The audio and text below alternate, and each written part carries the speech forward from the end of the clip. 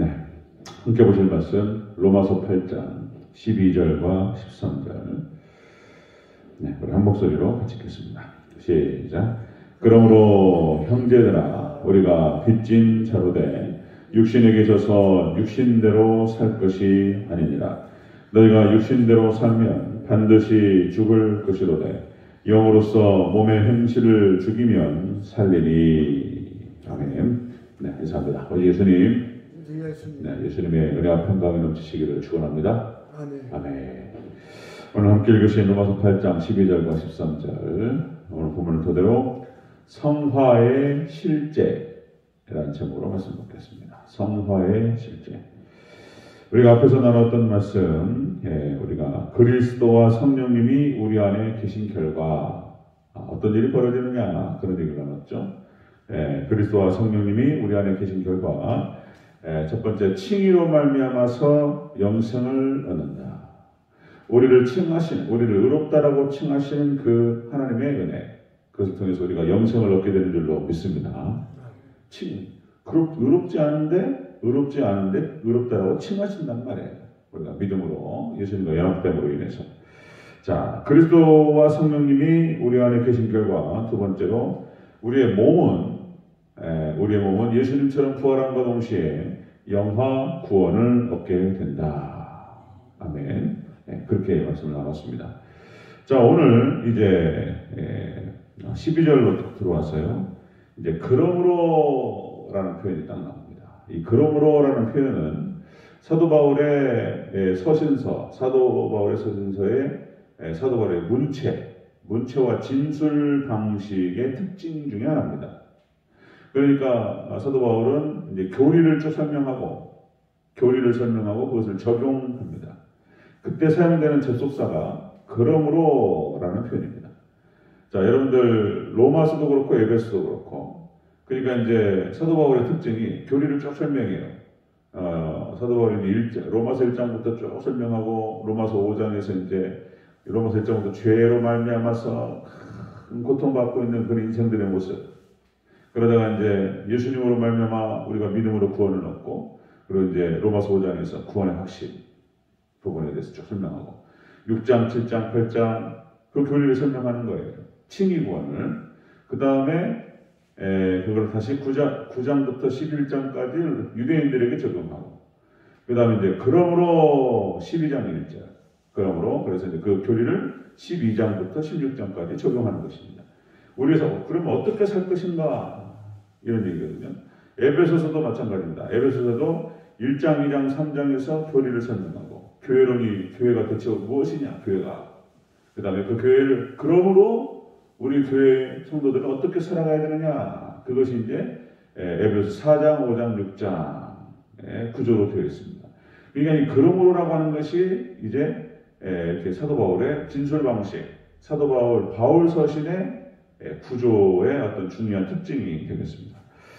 자, 여기서 위험하고 악한 게 뭐냐? 악한 것은, 자, 교리만 믿으면 된다, 이렇게 생각하는 게 악한 것이 나쁜 것입니다. 이게 교리만 믿으면 됐지, 어떤 행위라든지 삶의 문제는 문제가 되지 않는다, 이렇게 나가면은 이제 구원파가 되는 것입니다. 율법 폐교론자들. 교리만 딱 믿고 그냥 교리만 받았어요. 그냥 할렐루야. 그리고는 이제 전혀 삶에 적용하지 않는 거. 이게 문제라는 거예요. 이게 위험한 것이고, 이것이 악한 것이다. 자, 오늘 본문에서 이제 성화 얘기가 나오는 거예요.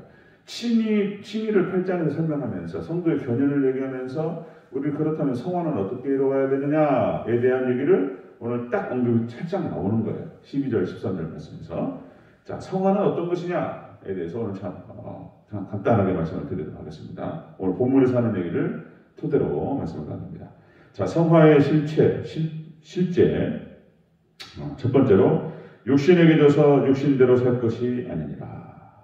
자, 이렇게 말합니다. 12절을 다시 한번 읽겠습니다. 시작. 그러므로 형제들아 우리가 빚진 자로 돼 육신에게 져서 육신대로 살 것이 아니니라. 아멘. 육신대로 져서 육신대로 살 것이 아니니라. 이것이 무슨 말이냐면은 새 사람에 합당한 삶을 살아라. 너희가 새 사람인데, 너희가 더 이상 옛사람이 아니고 새사람인데 육신대로 져가지고 육신대로 살아가서 그리고 옛사람처럼 살아가면 되겠느냐. 새사람에 합당한 삶을 살아야 된다. 이런 얘기가 되겠습니다. 육신대로 이 대로라고 하는 이 접속사가 육신대로 육신을 따라 그런 뜻입니다. 육신을 따라 육신 아래에 그런 뜻입니다. 자, 하나님 백성들은 천국 백성들은 영역이 달라졌다고 말씀드렸습니다. 그 죄의 영역에서 애굽의 노예 백성에서부터 탈출하고 해방되고 자유롭게 되어서 하나님의 영역으로 들어간 사람들이다. 자, 그렇게 해서 영역 주권이 달라졌는데, 그래서 우리는 육신 아래 있지 않고 성령 아래 있고, 우리는 법 아래 있지 않냐고, 우리는 율법 아래 있지 않냐고 은혜 아래 있는 줄로 믿습니다. 그런 은혜로운 사람들이 하나님 백성이 되었고 새 사람이 되었는데 다시 육신대로 살아간다는 거예요. 육신대로. 육신을 따라서 육신 아래에서 살아간다. 자, 그러면 되겠느냐? 이런 얘기를 하는 거예요. 옛사람의 모습으로 살아가는 것이 맞냐? 자, 베드로전서 4장 2절에서 이렇게 얘기합니다. 그 후로는 다시 사람의 종욕을 쫓지 않고 오직 하나님의 뜻을 쫓아 육신의 때를 남은 때를 살게 하려 하십니다. 육신의 남은 때를 하나님의 뜻을 쫓아 살게 하시기 위해서 그렇게 구원하셨다는 거예요. 그래서 우리는 다시 한번 말씀드리면 우리는 예수님의 은혜로 말미암아 예수님 안에서 죄의 영역에서부터 해방된 사람들인 줄로 믿습니다. 믿음 안에서 그렇다는 거예요. 그래서 우리는 예수님의 신부가 되었어요. 그리고 왕의 신부의 왕비. 그러면은 거기에 걸맞는 어떤 그 품위가 있어야 된단 말이죠. 그죠? 그에 걸맞는 행동이 따라가요. 왕비로서. 그 왕비답게, 왕족답게 살아라. 그런 얘기예요.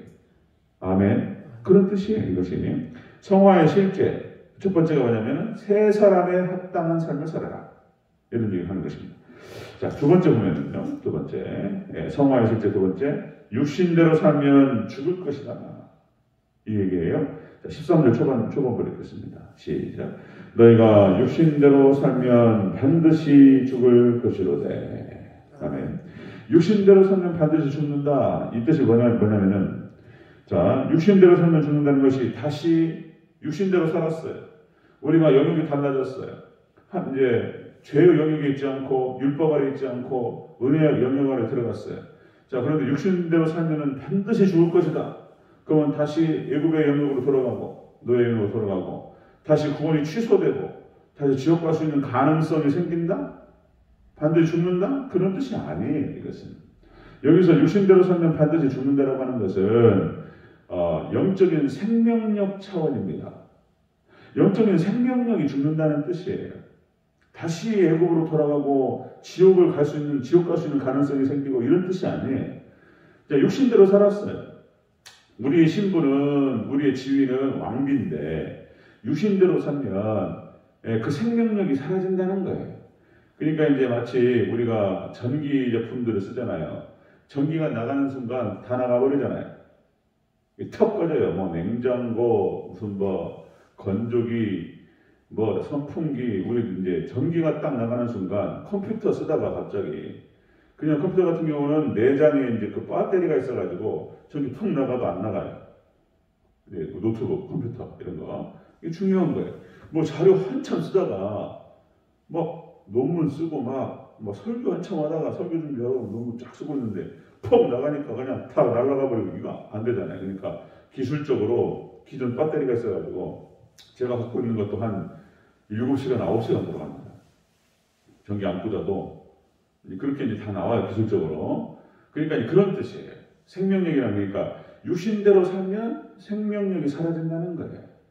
죄짓고 막 육신대로 계속 살아가요. 그러면은 은사도 떠납니다. 은사가 이렇게 왔다가 하나님의 성령의 능력 가운데 은사 막 신유의 은사가 됐든 뭐 여러 가지 은사가 있다가 이게 하나님의 능력 가운데 강력하게 쓰임받는 거예요. 그런데 육신대로 막 계속해서 살아가요. 그럼 그것이 현격하게 죽는다? 이런 뜻인 거예요, 이게. 다시 지옥 갈 수 있는 가능성이 있다. 그런 뜻이 아니에요. 5장, 6장, 7장 이 문맥에 따라서 8장에서 전체에서 이야기하는 것에 대한 문맥에서 틀린 얘기를 하는 거예요. 이거 잘못 이해하는 거 이렇게 이해하면. 자, 다시 강조한 말씀드립니다. 자, 여러분들 성화의 실제, 성화라고 하는 것은 새 사람에 합당한 삶을 살아가는 것이죠. 그래. 그다음에 두 번째, 영적인 생명력 차원을 말하는 거예요. 여러분들 깨달음 있으시기를 축원합니다. 다시 돌아가고 무슨 다시 구원이 취소되고 그런 뜻이 아니에요. 자, 세 번째 보겠습니다. 성화의 실제 세 번째는 영으로서 몸의 행실을 죽이면 산다는 거예요. 영적인 생명력이 산다 이런 뜻인 거예요. 자, 13절 다시 한번 읽겠습니다. 시작. 너희가 육신대로 살면 반드시 죽을 것이로되 영으로서 몸의 행실을 죽이면 살리니. 아멘. 영으로서 몸의 행실을 죽이면 우리의 영의 생명력이 살아가는 거예요. 그러니까 불이 꺼졌어요. 불이 꺼져가는데 다시 어떻게 됩니까? 모닥불을 피는데 비도 좀 오고 그죠? 이렇게 뭡니까? 땔감 같은 것들 안 넣고 그러면 쫙 불이 죽잖아. 불을 살리려면 어떻게 합니까? 종이도 넣고 종이라든지 땔감을 집어넣고 다시 막 불을 붙이면 불이 쫙 붙으면서 쫙 살잖아요. 그죠? 마찬가지로 똑같은 원리입니다. 영적인 것도 말씀이에요. 말씀을 집어넣고 그 영혼에게 그 다음에 기도하면서 하나님께 나아가 그러면 쫙 성령의 불이 살아나는 줄로 믿습니다. 쫙 살아나. 그런 뜻이에요. 그런 뜻이. 자, 여러분들 여기서 기독교 역사 가운데에서 잘못 이해했던 부분에 대해서 잠깐만 소개를 하면 이 뜻이 영으로서 몸의 행실을 죽이면 산다라고 하는 것을 자, 이게 성령님의 은혜로 몸의 행실을 죽이면 몸의 행실을 죽이면은 영이 산다는 뜻인데요. 자, 이것을 이렇게 이해했던 적이 있었습니다. 완전주의라고 해가지고 그러니까 사도행전 2장 사건, 오순절 성령 사건입니다. 이걸 갖다가 이제 그러니까 성령 세례, 그러니까 이제 세컨드 브레싱이라는 거 표현 씁니다. 세컨드 브레싱. 두 번째 축복이라는 뜻을 쓰는데 첫 번째 축복은 우리가 예수님을 믿게 된 거예요. 우리가 성령님께서 우리에게 믿음을 주셨어요. 이게 첫 번째 축복이에요. 그런데 두 번째 축복이 또 있어요. 자, 그래서 이제 성령님께서 성령 세례가 쫙 옵니다. 자, 베드로와 요한과 야고보와 제자들이 예수님의 제자로 있을 때 그냥 그렇게 잘 지냈어요. 그런데 역시 시험이 오니까 실패했다는 거예요. 그런데 오순절 성령 사건 때 성령이 강력한 역사로 말미암아 성령이 너에게 임하시면 너희가 권능을 받고 이 사건이에요. 그러면은 완전주의 교훈이 뭐냐면은 성령 세례를 통해서 우리는 자유롭게 된다. 저로부터 이렇게 생각했어요. 그러니까 그냥 계속해서 성령님의 세례만 구하는 거예요. 네. 성령님 세례가 없으면 저는 못합니다. 성령의 강력한 역사로 임하여 주시옵소서. 그러면서 그 오순절에 오로지 기도에 힘쓰고 주시옵소서. 나쁜 건 아니에요. 나쁜 건 아닌데 본문을 잘못 이해한 거예요. 성령 세례가 오면은 우리가 현격하게 성화되는 건 맞습니다. 그건 맞는 거지만은 그렇게만 생각하는 것은 이것도 생각의 깨달음에 오류가 발생하는 거예요. 그것만 있는 건 아니에요. 자, 두 번째 오류는 또 뭐냐면은 이런 겁니다. 반작용의 원리라고 해가지고 자, 이런 거예요. 영적인 싸움을 우리가 하면 안 되고 하나님이 하실 수 있도록 해야 된다. 그래, 내가 죽으면 내가 스스로 이 싸움을 멈추면 하나님이 하신다는 거예요. 반작용의 원리, 지렛대 원리. 콱 누르면 하나님 또 떠시는 것처럼. 그것도 잘못된 거예요. 내가 이 영적인 싸움을 멈추게 되면 하나님이 하신다? 안 그런 거예요, 이게. 여기서 본문에서 무슨 뜻이냐면 영으로서 몸의 행실을 죽인다. 이게 물론 성령의 능력을 구하면서 우리의 육신을 죽이는 게 맞아요. 이건 뭐 뜻이냐면 자, 육신대로 산다라고 하는 것은 계속적으로 육신대로 행하는 걸 말하는 거예요. 계속적인 행위를 말하는 거예요. 계속적으로 육신대로 살면 영이 형격하게 죽는 거예요. 반대로 그래서 우리가 영을 살리는 것은 계속적으로 영을 살리는 행동을 말하는 거예요. 그래서 우리가 성화의 실제, 성화의 가장 중요한 요소는 뭐냐면 가장 중요한 요소는 첫 번째, 우리가 어떤 존재인가를 깨닫는 것입니다. 첫 번째가. 우리가 하나님의 백성이며 우리가 영역이 달라진 사람들이며 그래서 우리 안에 영생이 있고 이미 천국을 얻었다는 사실을 깊이 깨닫는 게 가장 중요합니다. 우리의 신분과 지위를 아는 것이 첫 번째고 그 다음에 두 번째는 그러므로 인해서 계속적으로 은혜의 방편들을 사용하면서 기도와 말씀과 예배와 더욱더 기도에 힘쓰고 또 말씀을 또 묵상하고 말씀을 먹고 그러니까 다시 그 장작불 집어넣고 막 불을 붙이는 작업들이 있죠. 이렇게 막 사는 거예요. 계속적으로 그렇게 하는 걸 말하는 거예요. 성화라고 하는 것은 그렇게 어느 한번 화가 온다고 해서 확 달라지고 그건 그 부분이 부분적으로 맞는 말이에요. 그러나 그것만을 갖다가 그것이 없으면 불가능하다고 얘기하면서 다른 건 안 하려고 그래요. 그것만을 갖다가 추구하고 그리고 제2의 축복만 추구하면서 아무것도 안 한다? 있을 수 없어요. 그 본문을 잘못 이해한 것이다. 그래서 우리가 계속적인 활동, 영적인 활동을 통해서 우리가 거룩하게 될 줄로 믿습니다. 그 뜻이에요. 그 뜻이에요. 자, 여러분 베드로전서 2장 11절 사랑하는 자들아 나그네와 행인 같은 너희를 권하노니 영혼을 거스러 싸우는 육체의 정욕을 제어하라. 우리가 육체의 정욕을 제어하면서 영적으로 하나님께 더 가까이 나갈 때 우리는 거룩하게 성화되어 갈 줄로 믿습니다. 성화의 가장 중요한 요소가 그거예요. 그래서 우리 이제 하나님 백성들, 영역이 달라진 백성들, 하나님의 경찰력과 하나님의 군대를 동원할 수 있는 사람들인 거예요. 우리가 우리 안에 능력이 있는 거예요. 저항할 수 있고 악한 어둠의 권세를 갖다가 예수님의 이름으로 물리칠 수 있고 이렇게 싸울 수 있는 사람들이 된 거예요. 군사. 그래서 성경 안에는 이렇게 하나님 백성, 하나님의 군사들에게 수많은 명령들이 있어요. 이것을 하라, 이것을 하라. 적용들이에요, 적용. 예를 들면 이런 겁니다. 자, 믿지 않는 자와 멍에를 함께하지 말라. 이거 명령이에요, 명령. 순종해야 됩니다. 믿습니까? 믿지 않는 자와 멍에를 함께하지 말라. 우리가 그렇게 할 수 있는 사람에게 명령하는 거예요. 두 번째, 운동장에서 다름질하라. 그 다음에 힘써 지키라. 위의 것을 찾으라. 믿음의 선한 싸움을 싸우라. 이런 명령들이 있단 말이에요. 이것을 지킬 수 있기 때문에 할 수 있는 사람에게 하는 명령인 거예요. 믿습니까? 그런 거죠. 할 수 없는 사람에게 시키는 것이 하나님 하실 일이 아니잖아요. 제가 할 수 없는 우리 조선민 조성원한테 가서 한 달에 300만 원씩 벌어와라. 300만 원 벌어가지고 아빠한테 200만 원씩 줘. 이렇게 안 한단 말이에요. 조선민 조성원이 어린아이들이 무슨 죽어도 300만 원 벌 수 있습니까? 하려면 어디서 할 수 있는 길이 있는지 모르겠지만 요새는 유튜브로 해가지고 애들이 돈을 벌더라고요 또.